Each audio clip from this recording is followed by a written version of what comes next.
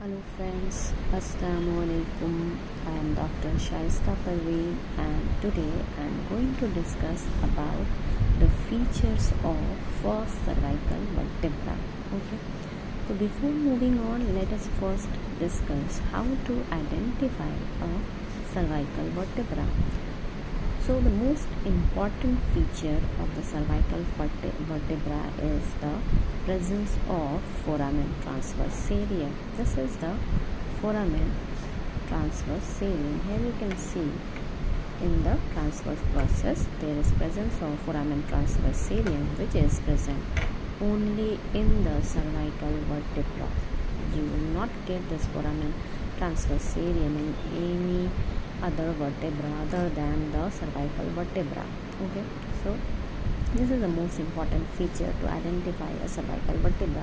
You can easily identify a cervical vertebra by just looking for this foramen transversalia. Okay, so and you all know that there are 7 cervical vertebrae, out of which first, second and 7th cervical vertebrae are atypical and 3rd to 6th are typical. When I am saying atypical and typical, what does this means? Atypical means that it has something special. There is something peculiar about it, which is making it different from the others.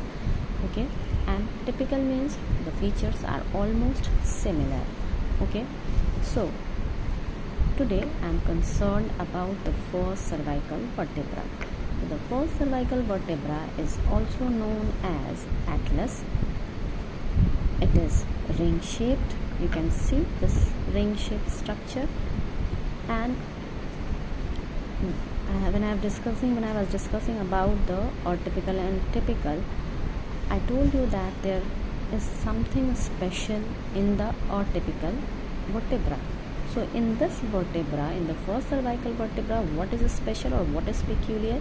There is no body and no spine present in this cervical vertebra. There is no body, no spine present in this cervical vertebra. Okay, and you can see that it has a ring shape.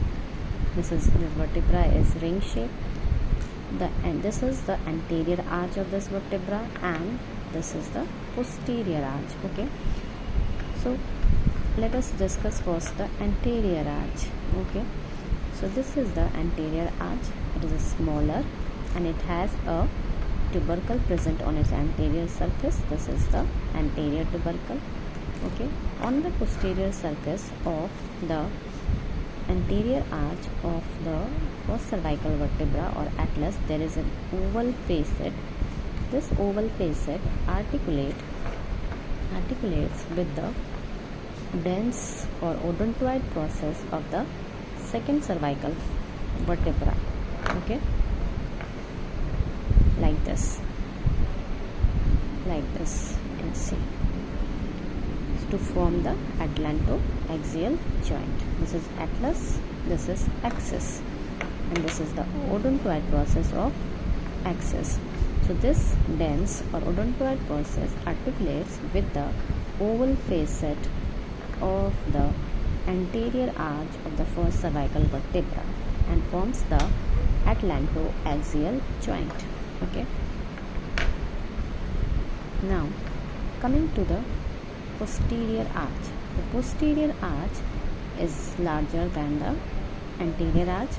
It forms the 2/5 of the ring. It forms the 2/5 of the ring of this vertebra. Okay, and it has a tubercle present. This is known as posterior tubercle. Here you can see there is a tubercle on its posterior surface. This is the posterior tubercle, and on the superior surface there is a groove present on the superior surface of the posterior arch. On this groove, the vertebral artery and the first cervical nerve runs. Okay, so this was about the arches: anterior arch, posterior arch. The anterior arch is smaller and the posterior arch is larger. Okay, and on the posterior arch, on its superior surface, there is presence of a groove on each side, here and here. On this groove, the vertebral artery and first cervical nerve runs. Okay. Now, let us discuss about the lateral mass. This whole structure of the first cervical vertebra, this is known as lateral mass. Okay. So on the lateral mass, what all structure we are getting is the superior articular facet. On each side there is presence of superior articular facet. So how to know that this is the superior articular facet and this is the inferior articular facet? The superior articular facet is elongated and it is concave, while the inferior articular facet is almost circular and it is flat. Okay.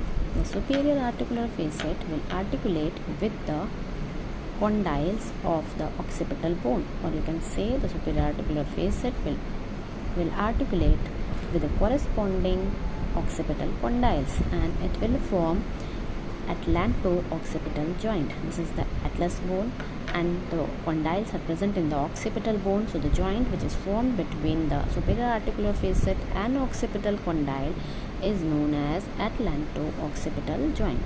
Okay. Now let us discuss about the inferior articular facet also. The inferior articular facet is almost circular and it is flat. This inferior articular facet will articulate with the superior articular facet of the second cervical vertebra and it forms the atlanto-axial joint. Atlanto-axial joint. Okay. This is the superior articular facet of the second cervical vertebra, or you can say the axis. Okay. So the inferior articular facet of the first cervical vertebra will articulate with the superior articular facet of the second cervical vertebra and forms the atlanto-axial joint. Now, on the lateral mass, we have a foramen present which is known as foramen transversarium. Through this foramen transversarium, vertebral artery, vertebral vein and a branch from the inferior cervical ganglion of the sympathetic chain passes. Okay. So this is the foramen transversarium present in the first cervical vertebra. In the cervical vertebra, okay, it transmits the vertebral artery, vertebral vein and branch from the inferior cervical ganglion of the sympathetic chain. Okay. On the posterior arch, we have a groove which I told earlier. There is groove on each side.